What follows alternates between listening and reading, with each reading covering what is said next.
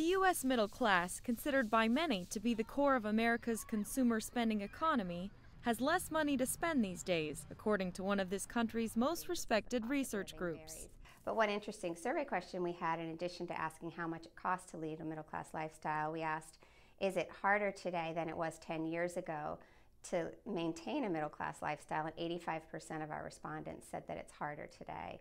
From 2000 to 2010, the median household income for the middle tier of the U.S. middle class dropped nearly 5%. The middle tier wasn't the only one that took a hit.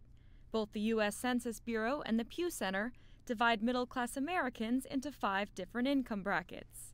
Over the past decade, all 5 tiers lost incomes. It's the first time the mean family income for the entire middle class dropped since World War II.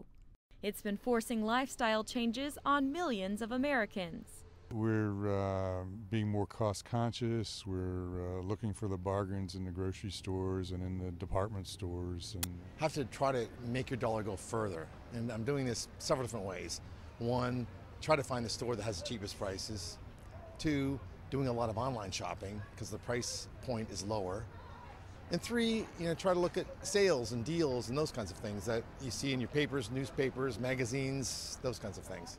If the so-called middle class has less to spend, they're putting less money back into the economy. This is only hurting the economy going forward.